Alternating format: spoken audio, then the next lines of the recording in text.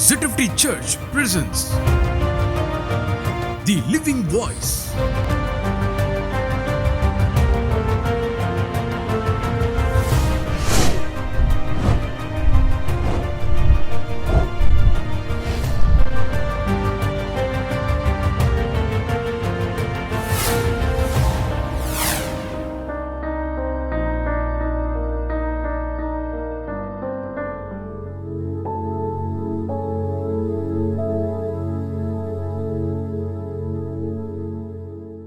Praise the Lord. Greet you all in the precious name of our Lord and Savior Jesus Christ. And I welcome you back to this evening's broadcast on the Living Voice channel. Today, as I told you last week, we're going to begin to meditate on something that is very, very important in bringing down the kingdom of Satan. As we know, the kingdom of darkness still exists in the heavenly realms and occupies the second heavens, where it has been in residence ever since Satan was thrown out of paradise or God's heaven. We read in Revelation chapter 12 last week that there was warfare between Michael and his angels and Satan and his angels, and that Satan could not prevail against Michael and his angels. Now let me read to you that verse once again, and then we're going to begin to meditate on what is that weapon which the church needs to use against Satan to bring him down from his place in the heavenly realms, and how that weapon is something that we so need to be using today in order to protect our lives and to overcome the enemy, so that we can move into the realm that is free from all satanic activity and even his very existence. So let's go to Revelation chapter 12 and read something that we already read last week. And the only reason that I'm pointing this out to you is because I want to bring out a very important point about the blood of Jesus. So let's read Revelation chapter 12 verses 7 and 8. Now war arose in heaven, Michael and his angels fighting against the dragon. And the dragon and his angels fought back, but he was defeated, and there was no longer any place for them in heaven, which means in the second heaven or the middle realm of the skies, the firmament, which is where Satan now resides. So, in our initial understanding of this passage, it looks and appears to us that Michael and his angels have led a successful battle against Satan and his angels and have won the victory against them. But unfortunately, the language of the Bible there is very, very clear that he was defeated, and that's all it says. He could not prevail against Michael and his angels, and he was defeated. But the victory is not yet attributed to Michael and his angels. Why? Let's go down a little further in the same chapter and read from verses 10 and 11. Revelation chapter 12 verses 10 and 11. And it says there, "And I heard a great voice in heaven saying, Now has come the salvation and power and the kingdom of our God and the authority of his Christ, for the accuser of our brothers is cast down, who accused them before our God day and night. And they overcame him," which is the brethren who were accused before God day and night. "And they overcame him because of the blood of the Lamb and because of the word of their testimony, and they did not love their soul until death." Now the first thing to note here is that Michael and his angels fought against Satan, and Satan was defeated, but the victory was not attributed to Michael and his angels. Rather, the victory is attributed to the church. Why is this victory attributed to the church? Because this is a very important thing for us to understand, that Satan did not begin his rebellion against God with the angels, but rather with man. You see, in the initial rebellion, it was Satan against God. And when he rebelled against God, God threw him out of the throne room, and the angels that rebelled together with him, and they were thrown out of the third heavens into the place where they now reside, which is called the second heaven. While he was in the second heaven, God created man, created the earth, and Satan, in his desire to somehow control this new race that was created as an alternative to him, comes down to earth and begins the warfare with man in causing him to sin against the commandments of God. Remember that Michael and his angels have never sinned against God. They are still subject to God, they are still obedient to God, and they are carrying out every command as God commands them to do. Not only that, the Bible also says that angels are ministering spirits to those who inherit salvation. When we come to mankind, mankind through Adam was the one that was shut up in sin. The sin of our forefather Adam was the reason why the entire mankind was shut up in sin. And Satan was the reason or the person who caused Adam to sin against God. And so, God's warfare, although is carried out in the heavenly realms by Michael and his angels, it is only activated by humanity or by those who are saved when they take up the blood of Jesus and the word of their testimony and confess it with their mouths. Now, what is the word of testimony? It is your confession. It's not a testimony that someone stands up at a meeting and says of what God has done for them or the goodness of God or anything like that. But it is testifying with your mouth the power of the blood of Jesus. And when you testify to the power of the blood of Jesus, remember that immediately the whole of the heavenly realms falls into action. There is a stirring up there, and Michael and his angels are empowered to fight against Satan and his angels, because we testify with our tongues about the power of the blood of Jesus, which defeated Satan on the cross of Calvary. So remember that Satan was bruised. He has received a wound unto death, but he is still in the process of trying to rebel against God, although the defeat is certain and it has been sealed on the cross of Calvary. It's like when you defeat an army and then the army of the winning country goes into the territories of the losing country and rounds up all their army and their soldiers and all the rebels and brings them into subjection to the king who has won the war over them. So that is what is happening there. Now, you may ask me, the physical battle between Satan and Michael and the angels on either side is happening in the heavenly realms. So why doesn't Michael take the word of God? Why doesn't Michael take the power of the blood of Jesus and confess it with his tongue and activate the war? Why does he have to wait for us? Why does he have to depend on us, the believer, to confess with our mouth the power of the blood? That's a very logical and a very valid question. But let me remind you that the blood of Jesus was not shed for Michael or the angels that are warfaring with him. It was shed on your behalf and mine on this very earth. And why was it shed? So that we might be redeemed out of the hand of Satan. In fact, logically thinking, it would have been better to shed blood for Michael and the angels, but they did not require it because they had not sinned. However, mankind rebelled against God. Mankind was shut up in sin because of Adam, and therefore the blood of Jesus was shed on our behalf. Because the blood of Jesus was shed on our behalf and redeemed us out of the hand of Satan, we have been given the authority to take the power of that blood and use it against the satanic realm.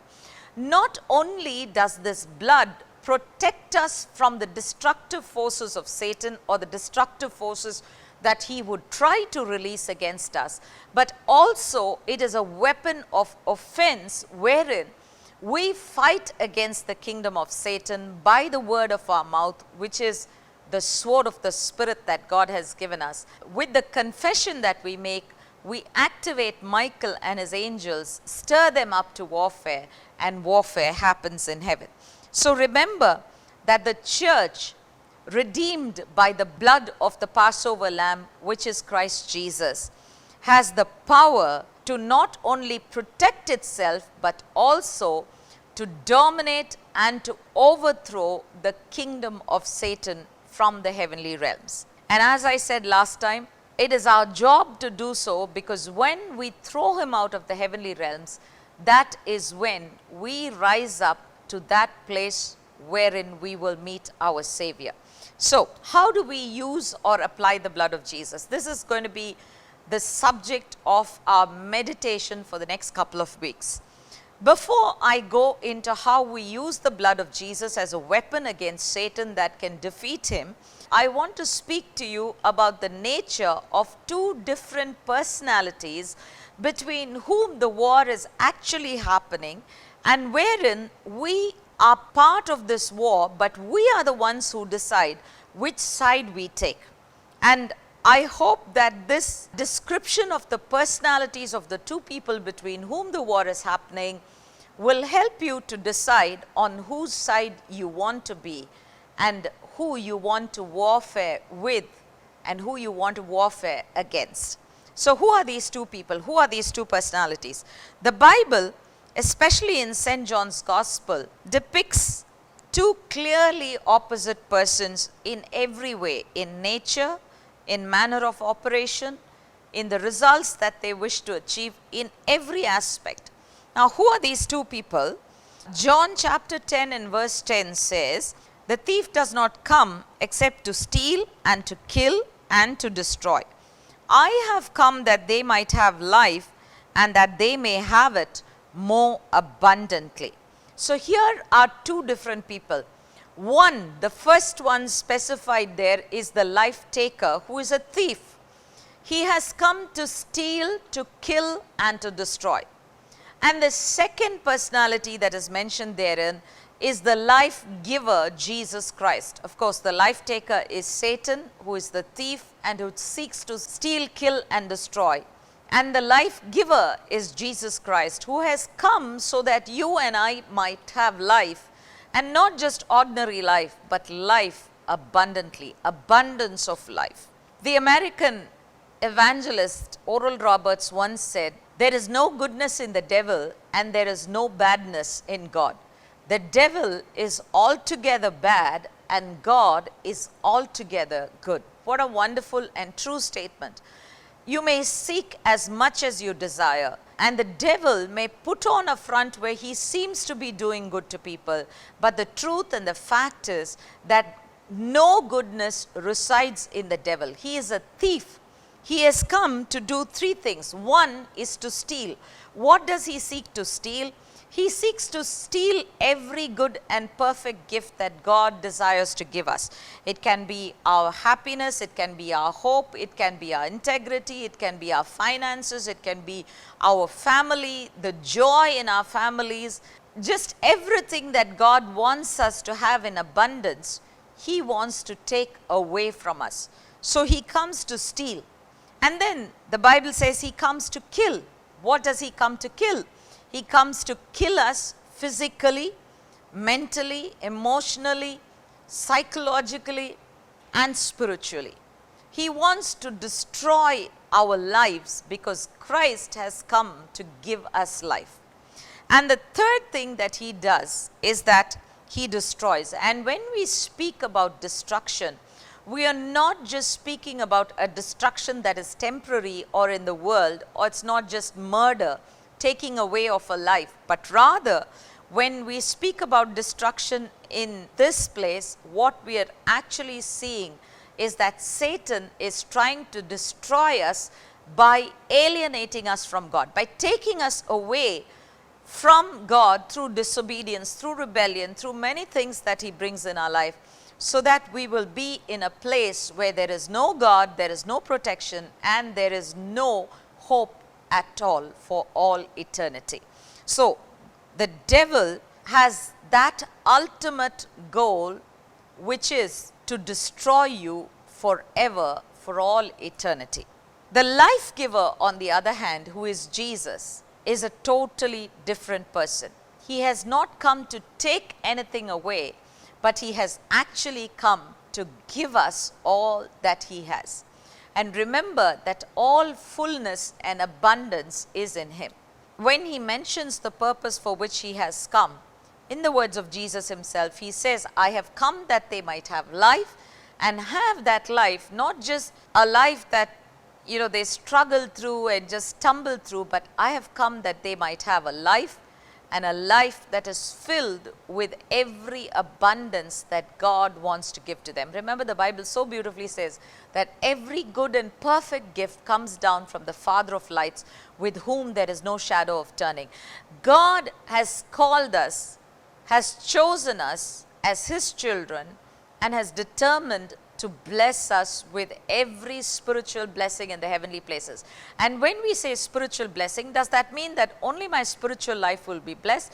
Does it mean that I should not think about or even desire blessing in the material realm? No. The Word of God clearly says, even as your soul prospers, so shall you prosper in every aspect of your life.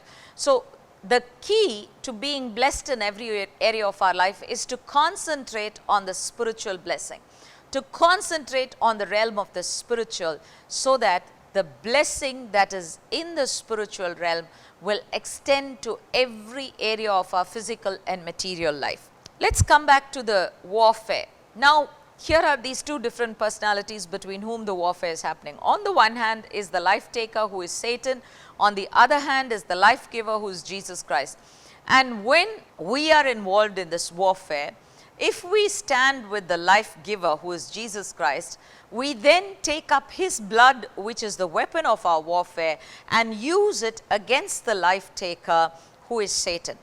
And Satan cannot stand against the blood of Jesus, because there is more power in one drop of the blood of Jesus than there is in the entire kingdom of Satan put together.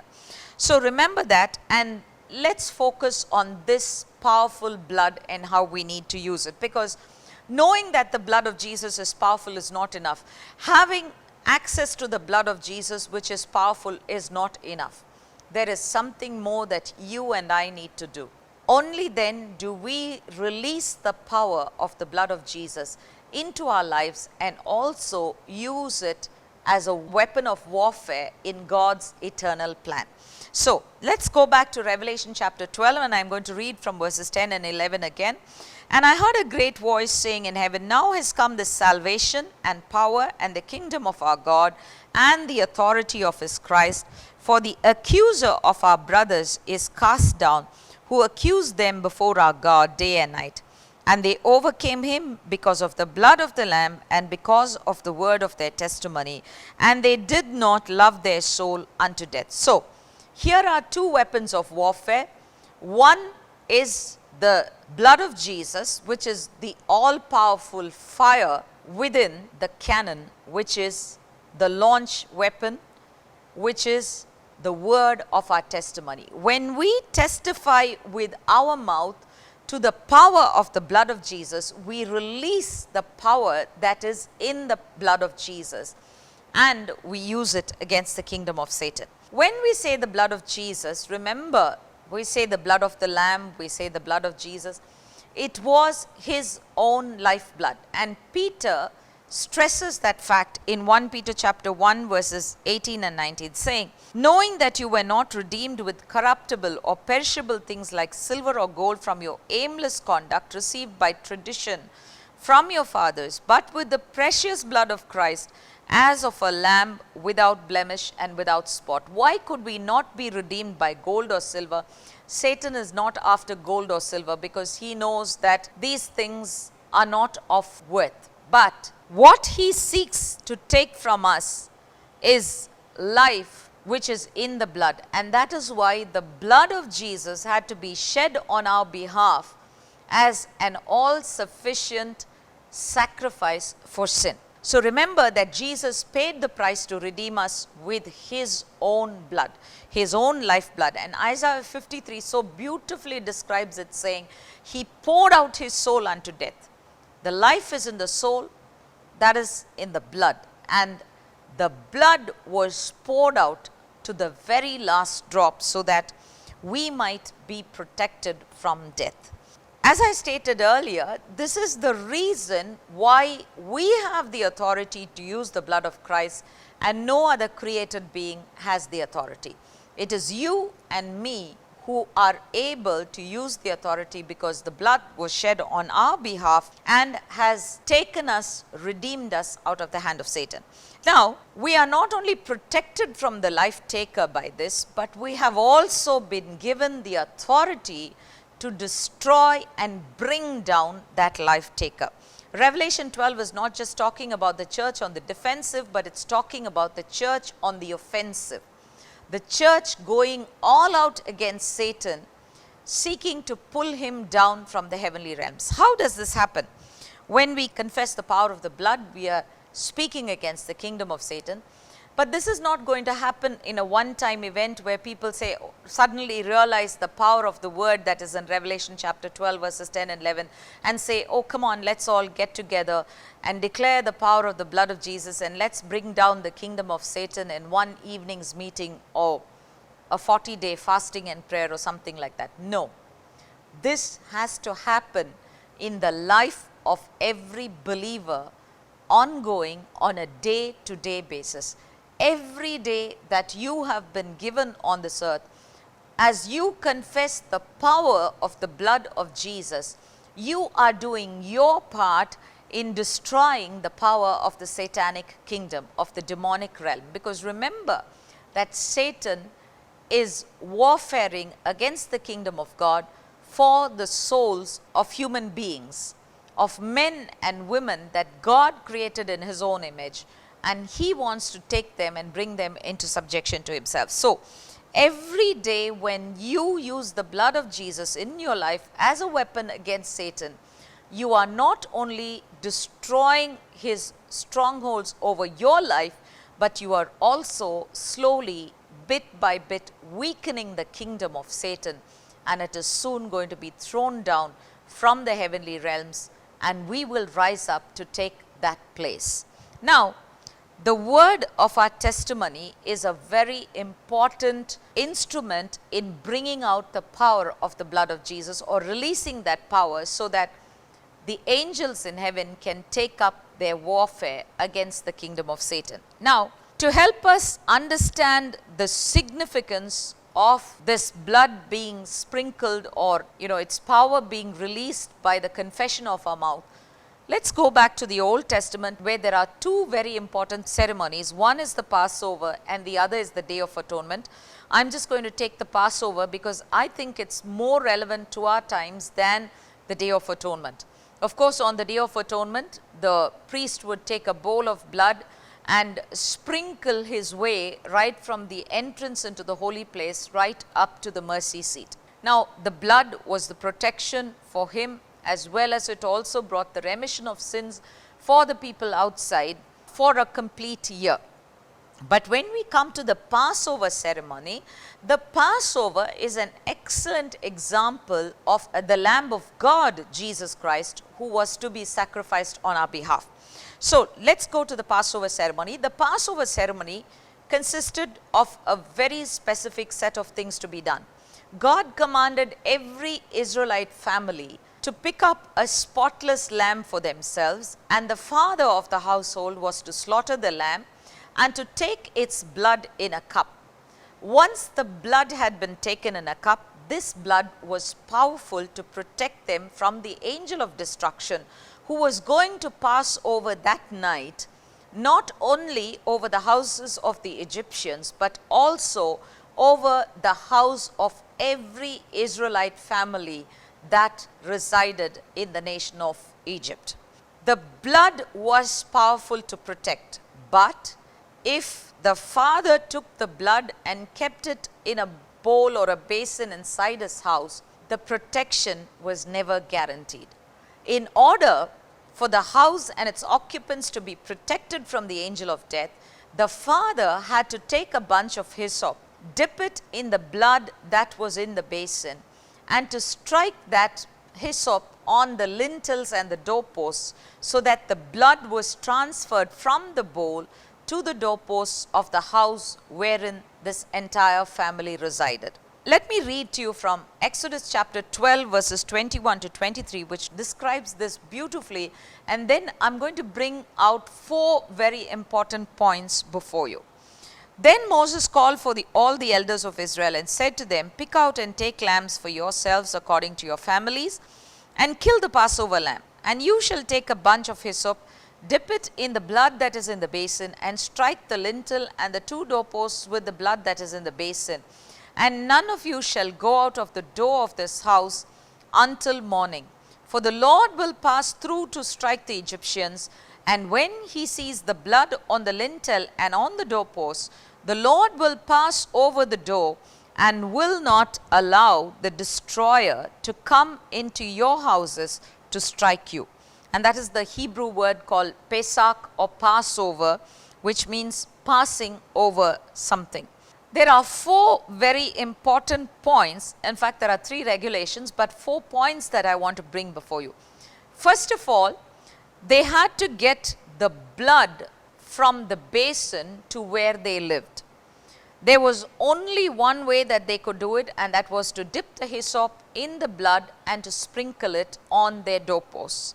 Secondly, once the blood had been transferred from the basin to the place they lived in, they were safe, but they had to make sure that no one left the house until the morning after the angel of death had passed over the houses. So that speaks of obedience. I'm going to come back to the application of all this to our personal lives. Thirdly, they did not wait for the angel of death to come over their houses and then sprinkle the blood. Instead, the blood had already been sprinkled on their doorposts and lintels, and then the angel of destruction passed over them. Now, let me first explain the relevance of these 3 instructions that God gave them, and then we'll come to the 4th, which is a very important point. Number 1, they had to get the blood from the basin to where they lived. So remember that the blood of Jesus is powerful, the blood of Jesus is effective, and you have the authority to use the blood of Jesus. But as long as you know the power of the blood, as long as you acknowledge the power of the blood, it is just not enough. The power of the blood has to be transferred to your life. Number 2, and I'm going to speak about how to do that, so let's come to that later. Secondly, once the blood had been transferred to the place where they lived, they were commanded to stay inside. Obedience. 1 Peter chapter 1 and verse 2 says, and we are called to obedience and the sprinkling of the blood. The blood only works as long as you are obedient. If you are disobedient to God, remember the protection of the blood is taken away. It will not protect you. If they had left their houses before morning, they could not be guaranteed protection from the angel of death. Thirdly, they didn't wait for the angel to come, but they sprinkled the blood even before they actually saw the angel or God pass through the camp. And that was an act of faith, to sprinkle the blood before calamity came. My dear friend, you and I should not wait until some calamity comes upon our life. You know, we've been waiting until the pandemic, and now we're all running and praying and fasting and doing all kinds of things to get ourselves free of every kind of adversity that we are in. But remember, it is not when calamity strikes, but much, much before that, that we must be prepared with the blood of Jesus sprinkled over our lives. That's why I said ongoing daily basis, we need to proclaim and declare the power of the blood over our lives. So, how do we transfer the blood and apply it to our lives? Okay, let me come to that 4th very important point. It very clearly says there, it was not just the angel of destruction that passed over the houses. It was God who went with the angel of destruction. And it was God who, when he saw the blood on the doorposts, restrained the angel of destruction from entering into the houses of the Israelite people. So keep that in mind. It's not just an angel of destruction who works according to his own desire or his own plans and purposes, but unless God allows it, it does not happen. And when will God not allow the angel of destruction to enter into your house? When you are protected by the power of the blood of Jesus. So, how do we do this? I've often been saying that. You transfer the blood of Jesus to your life through your confession. Romans 10:10 says, "For with the heart one believes and is justified, is made righteous, and with the mouth one confesses and is saved." When you confess, you release the saving power of the blood upon your life, and not only that, you also warfare with the kingdom of Satan. So the key is to testify what the Word of God says about the blood of Jesus. And when you testify, remember, you're not testifying to a human being, you're not testifying to man, but you are testifying to Satan himself about what the Word of God says the blood of Jesus has done for you. And when you do that, he is not able to overcome you, but he himself is overcome by the blood of the Lamb. So next week when we come back on this broadcast, I'm going to tell you what are the ways or what are the declarations that we can make to transfer the power of the blood into our own lives, so that we will be able to protect ourselves from Satan and defeat him also. Shall we pray? Father God, I thank you for this wonderful time that we could come together and meditate on the power of the blood. Thank you, Father, for the Passover lamb that was slain on our behalf. Jesus Christ has given us the authority to take that power and to use it not only to protect ourselves, but also to defeat the kingdom of Satan. And Father, I pray that you will help us each one to realize how much we have to do in the kingdom of God, and help us, O Lord, to realize that we need to apply the power of the blood to our lives, Father. In Jesus' mighty name we pray. Amen. Amen. God bless you, my dear friends. Stay safe and come back next Monday. Let's meet together and meditate on the declarations about the blood of Jesus from the Word of God. God bless you. Amen.